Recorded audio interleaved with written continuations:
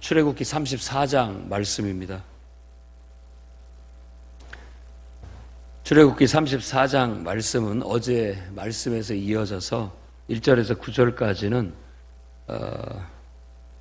하나님과 이스라엘 백성 간에 흐르는 긴장, 어떻게 보면 갈등이라고 할 수 있는데 그 갈등이 이제 해소되는 그런 과정을 말해주고 있고, 결국은 다 그런 범죄를 하였고 하나님과의 관계가 상당히 멀어졌지만 다시 모세의 중재와 기도 그리고 백성들의 회개, 그런 것을 통해서 다시 한번 하나님이 용서하시고 다시 새롭게 언약을 갱신하는 그런 내용들로 이루어져 있습니다. 그래서 마지막에 가서 모세의 얼굴에 광채가 다시 났다라는 것은 어떻게 보면 모세의 영적 권위가 다시 회복됐다라는 것을 보여주는 그런 상징적인 모습이라고도 볼 수 있겠습니다.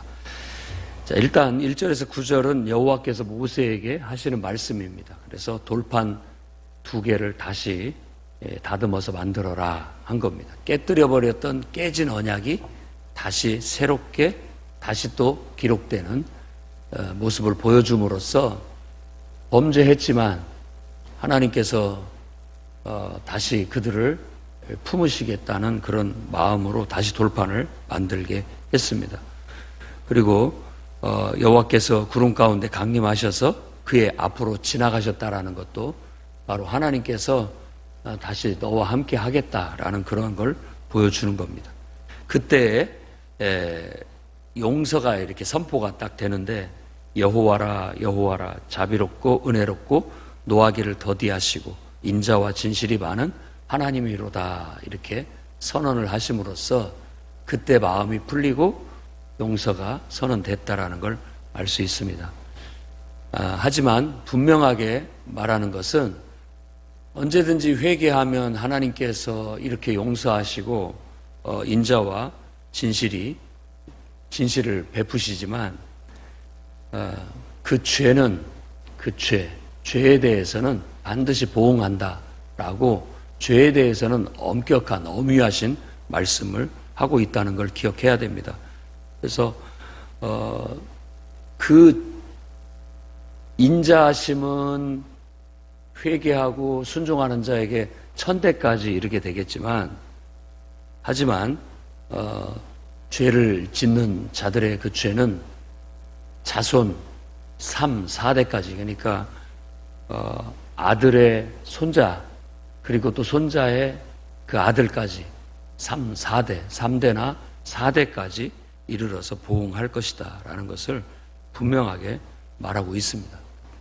우리가 죄에 대해서 함부로 생각할 수 없고, 또 그런 것들은 반드시 어떻게 됐든지 간에 그게 유해가 됐든 내가 아니면 내 자식이 됐든 내 자식이 아니면 그 후손이 됐든 그 죄값은 받게 될 것이다 라는 것을 엄중하게 얘기하고 있습니다. 그러니까 죄를 지어도 언제든지 내가 용서받으면 그만이다 라는 아니란 생각을 버려야 되겠고, 어떤 식으로든 우리가 죄 짓지 않도록 힘써야 됩니다. 그걸 굉장히 두렵게 생각을 해야 되고 무섭게 생각을 해야 됩니다. 그런 것들이 알게 모르게 우리가 행하고 우리가 잘못하는 이런 것들이 나만 별거 아닌 걸로 생각하는 경우들이 많습니다. 내 눈에는 내 잘못은 작아 보이거나 안 보여요.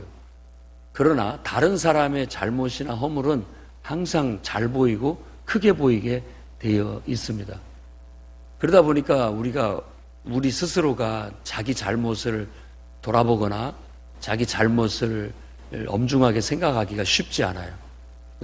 하나님의 임재를 알고 늘 하나님의 임재 앞에서 그분과 영적으로 소통하고 살아갈 때 하나님의 눈으로 나를 보지 않는 한 내가 내 모습을 못 봅니다.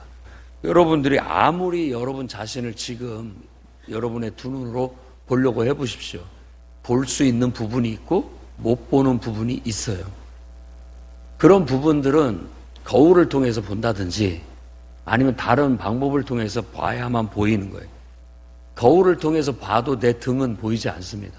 아무리 뒤돌아보려고 해도 뱅뱅뱅 돌기만 하지 뒤는 보이지 않아요. 그런 건 누군가가 봐줘야만 알 수 있는 것이죠. 그렇기 때문에 항상 겸손함을 가져야 됩니다. 우리 스스로가 다른 사람의 허물과 잘못된 것들은 눈에 잘 들어오게 돼 있다라는 구조, 내 모습은 내가 잘 못 본다라는 구조, 내가 한 어떤 실수나 잘못은 쉽게 합리화하기가 쉽고 또 별거 아니라고 여기는 경우나 많지만 남이 하는 그런 모습들은 대단한 것처럼 그렇게 호들갑을 떨면서 말하거나 하는 경우들이 많습니다.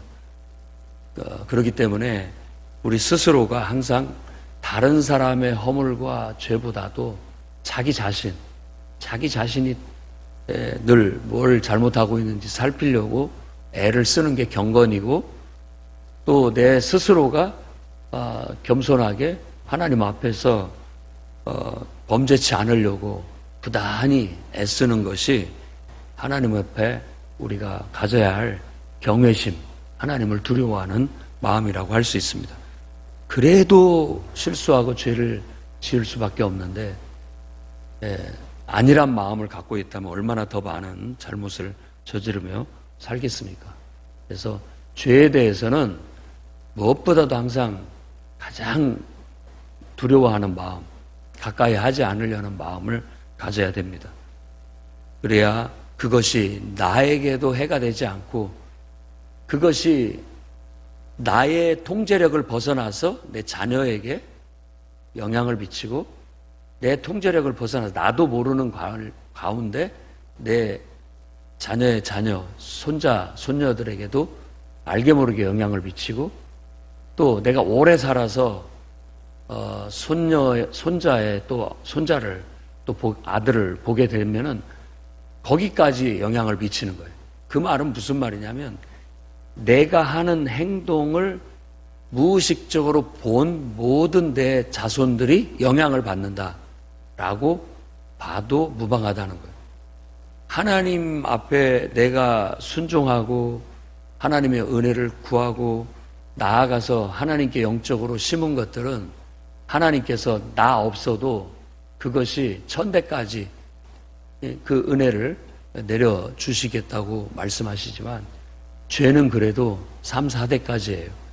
내가 살아서 영향을 미치는 사람까지 영향이 미쳐질 수 있다. 그런다고 해서 반드시 다 4대까지 다 영향을 미친다가 아니라 나에게 영향을 받는 사람이 있어요. 그리고 교회 안에 영적 지도자들도 마찬가지입니다. 다 보고 있어요. 그 사람의 말과 행동이 영향을 미칩니다. 그래서 항상 주의해야 되고 또 모범을 보이려고 힘써야 됩니다. 여러분들의 표정, 여러분들의 몸짓, 여러분들의 행동을 다 무관심하고 지나치지만 누군가는 그거에 영향을 받습니다. 누군가는 영향을 받을 수 있어요.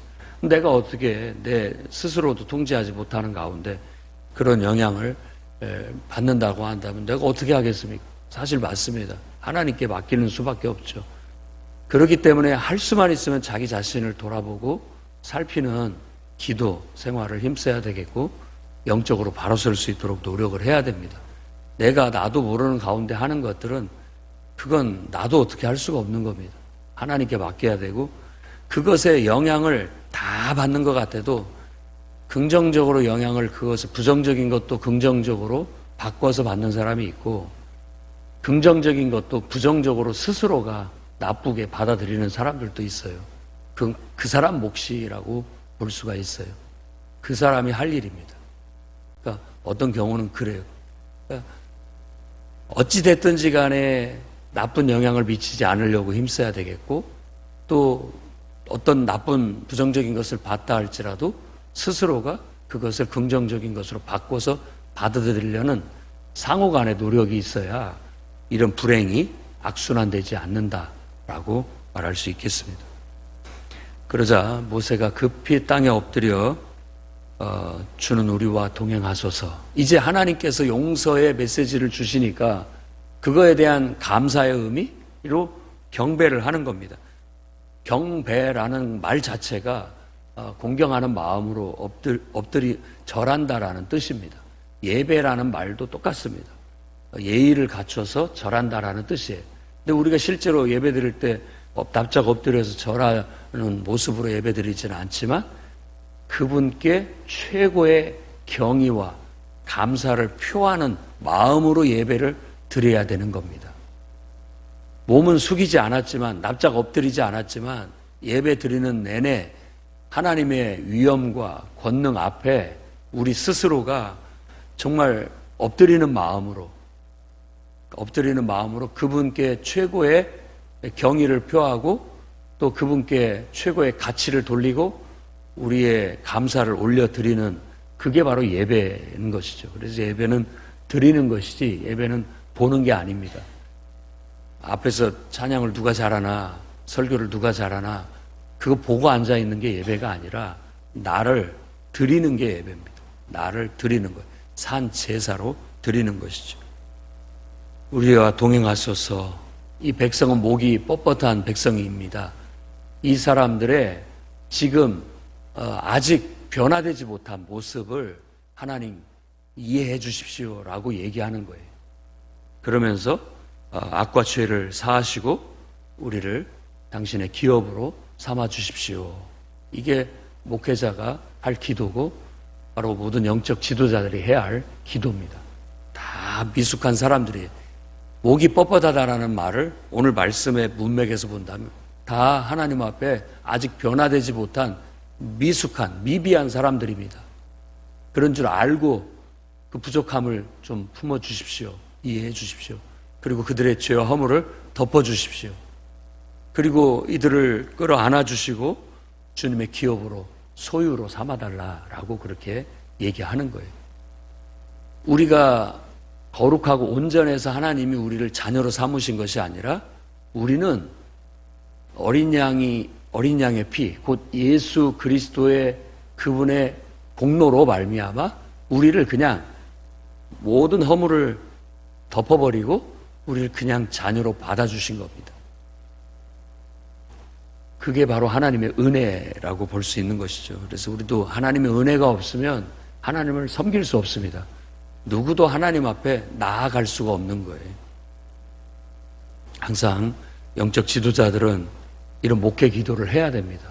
그 영혼들을 위해서 주여 우리와 동행해 주십시오. 저들이 늘 부족한 면들이 있습니다.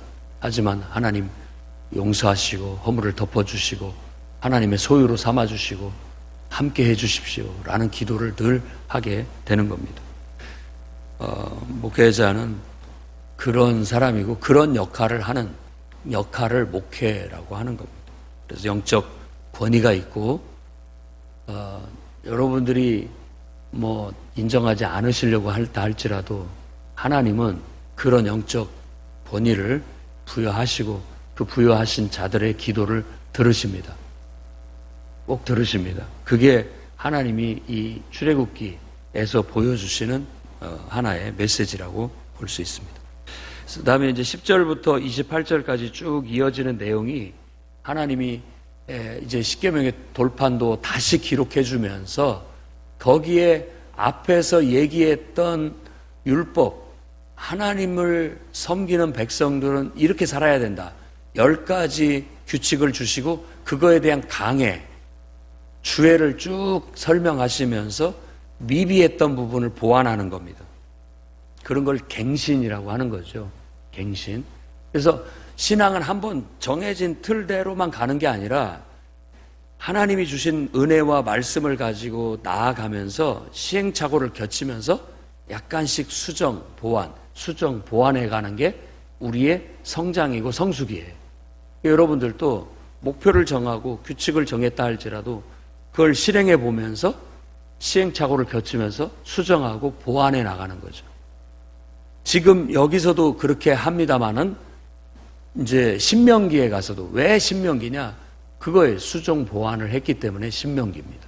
새로운 하나님의 명령을 받아서 가나안 땅에 진입하기 직전에 다시 한번 수정 보완을 해서 말씀을 가르치는 거예요. 이 말씀의 요지는 더 강조된 게 뭐냐면 우상에 대한 걸 더 강조합니다. 왜? 금송아지 사건이 있었으니까. 너는 내가 인도에서 들어가는 땅에 들어가거든 그 주민과는 절대 언약하지 말아라. 그들이 너희한테 올무가 될 수 있기 때문이다.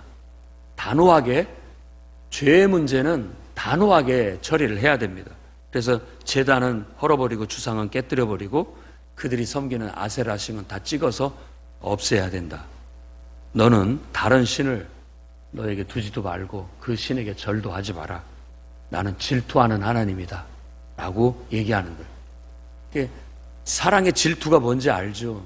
나만 바라봐. 근데 왜 나를 안 보고 딴 사람을 보는 거야? 그것 때문에 질투하는 것처럼 그런 거죠. 사람하고 하나님은 다르시지만 사람의 그 마음을 통해서 비유를 들어가지고 하나님의 심정을 우리에게 설명해 주고자 하는 거예요. 우리에게 인간은 누구도 절대적인 존재가 없지만 하나님만은 절대적인 존재예요. 그래서 모든 인간은 하나님을 절대적인 존재로 보고 그분을 하늘로 삼고 살아야 되는 겁니다.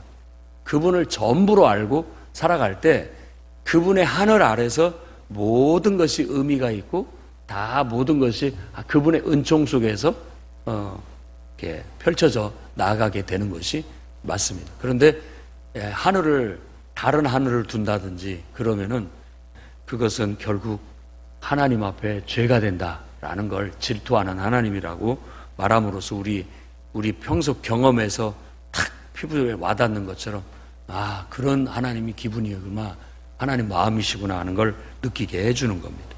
어떤 우상도 두어서는 안 됩니다.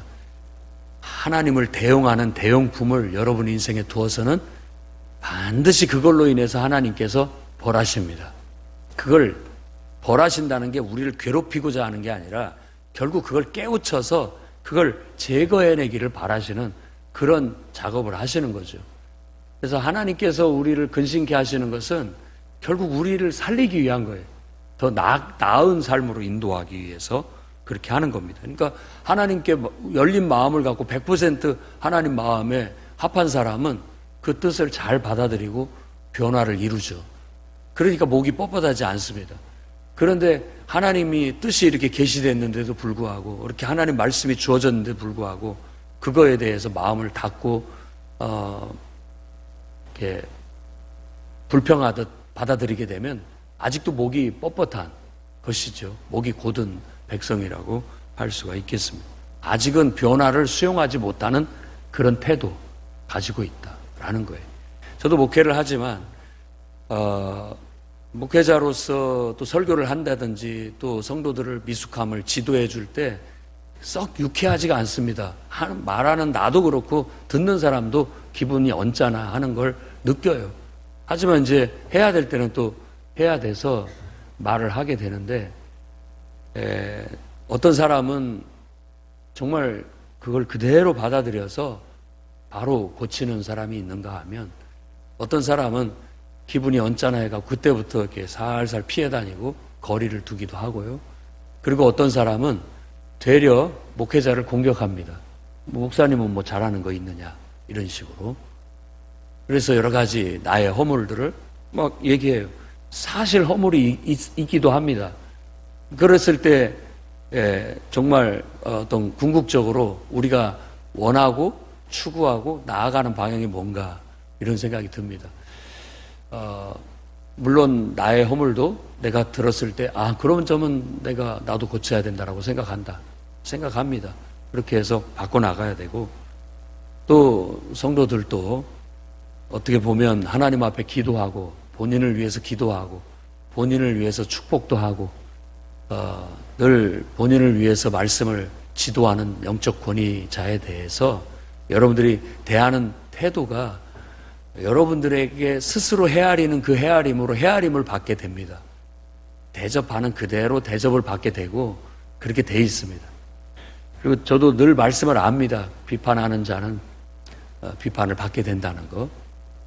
그건 뭐 목회자와 성도 사이에도 그렇더라고요. 비판을 하면 비판을 받습니다. 감수해야 돼요. 여러분들이 영적 지도자로서 권위를 가졌다라는 건 다른 권위가 아니에요. 지도할 수 있는 권위를 부여받았어요. 지도를 하셔야 됩니다.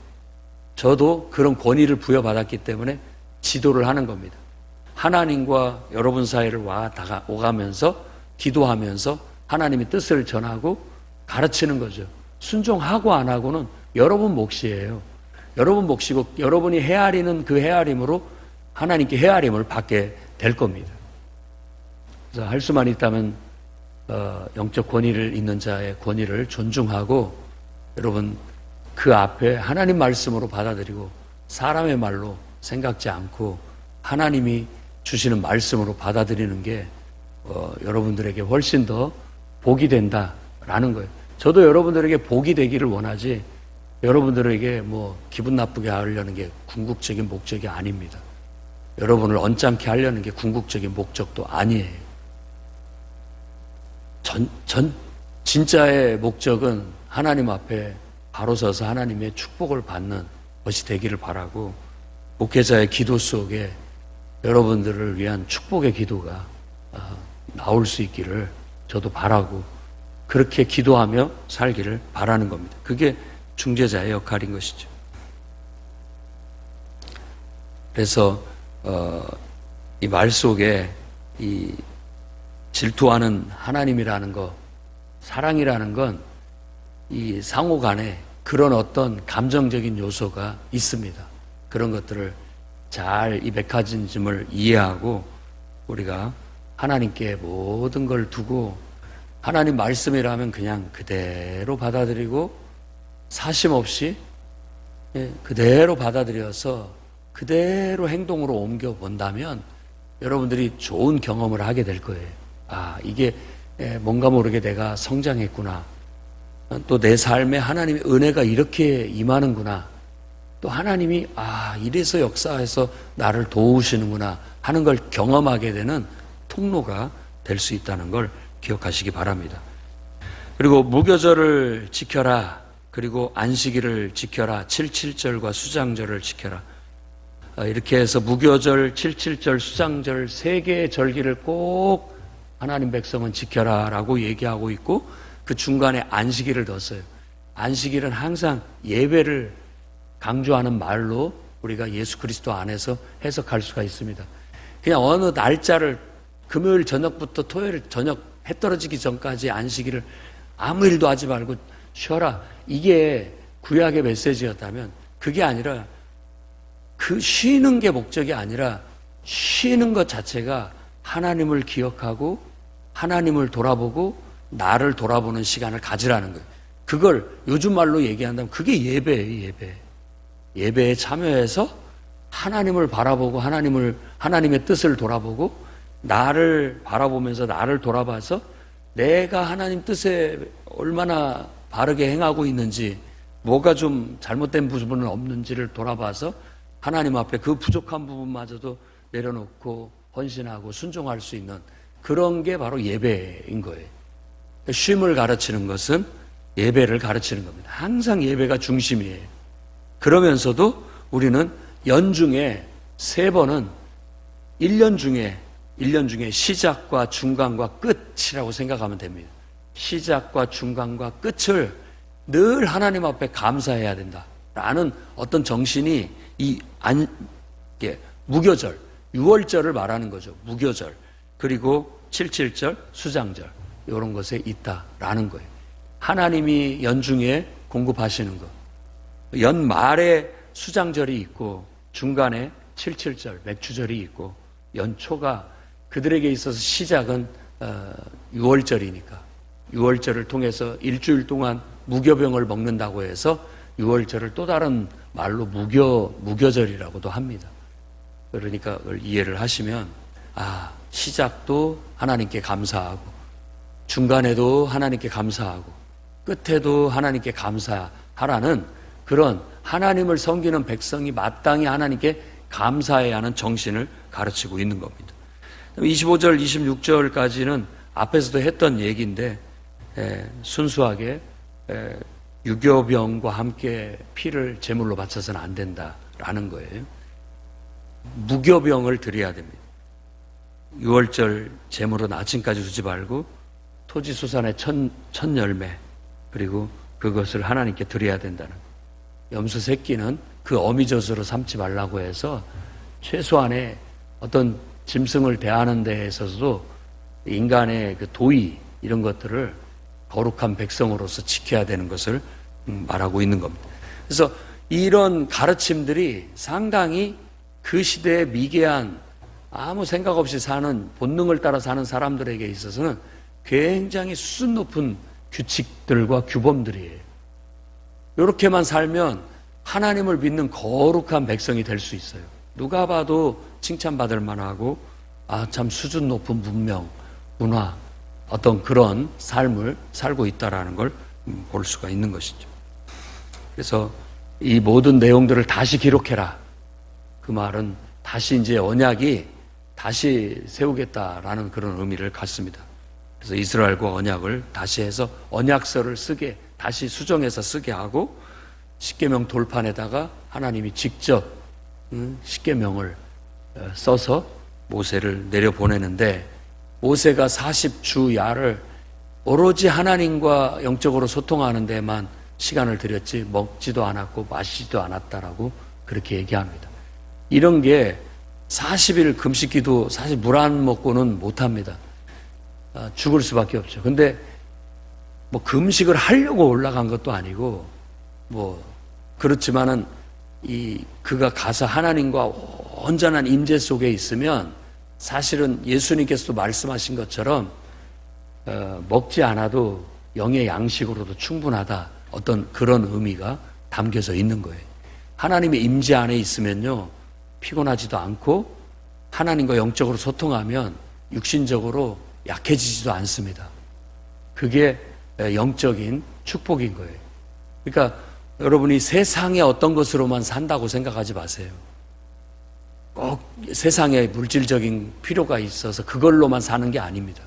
영적인 공급이 훨씬 우리의 기력을 더 세게 만들고, 더 능력 있게 만들고, 더 효율적으로도 만들 수 있다라는 거예요.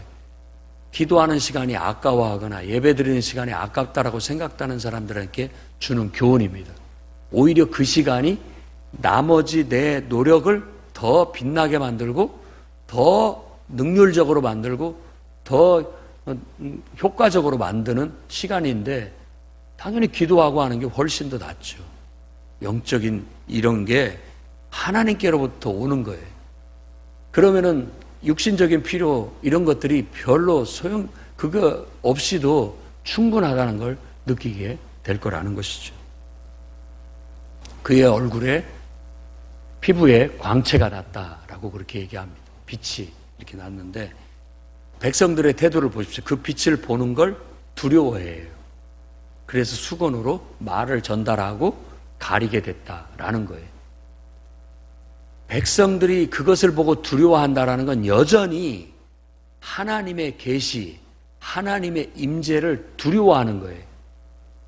여러분, 신앙 좋아지는 것이, 하나님의 은혜를 받는 것이 어떤 사람은 두려워합니다.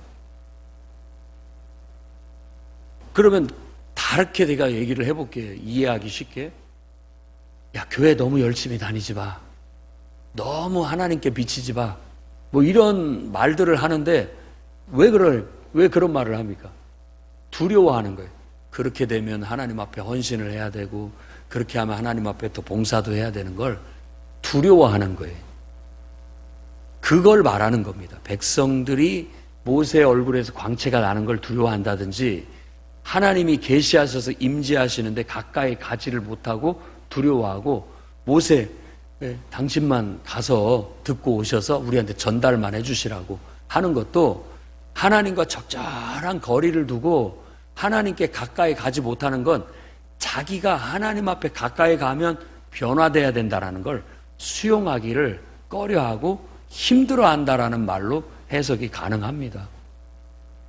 하나님을 가까이 하고 하나님께 은혜를 받으면 그만큼 더 우리가 하나님 앞에 헌신하고 봉사하고 나아가는 것을 기쁨으로 알고 축복으로 알아야 되는데 부담으로 안다는 거예요. 부담으로. 그러니까 가까이 안 가는 거예요. 적절한 거리를 두는 거예요. 그게 상징적으로 보여지는 겁니다. 그래서 예배 드릴 때도 앞자리로 와라, 앞자리로 와라. 적절한 거리를 두는 거예요. 적당한 거리. 심리적인 거리. 그게 그냥 편해서 앉는 것이지만 심리적인 거리를 두는 겁니다. 그럴 수도 있다라는 것이죠.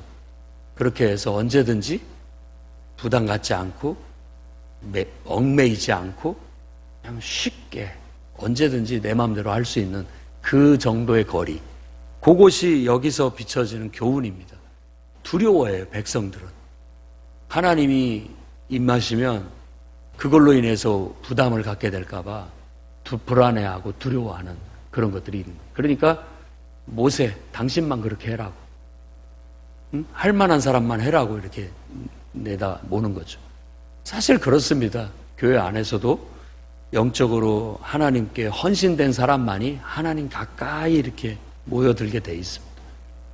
결국 그런 사람이 중심이 돼서 기도하는 사람에 의해서 교회는 하나님께 음성을 듣고 계시를 받아서 운영해 나아가는 것이 교회입니다.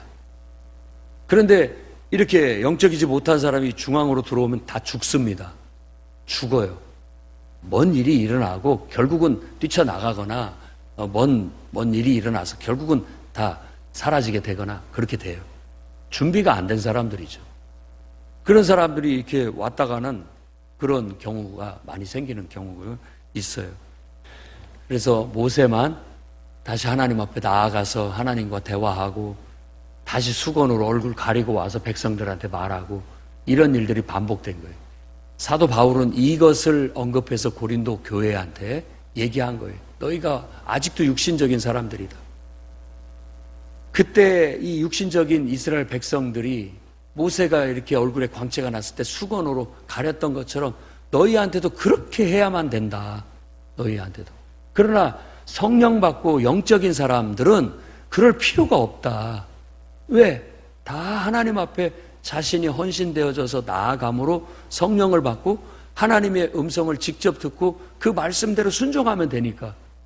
이제는 예수 그리스도의 복음 안에서 모든 사람이 다 성령을 받고 각자가 하나님 앞에 헌신되어져서 하나님의 음성을 듣고 감동을 주신 대로 그대로 순종을 하면 된다.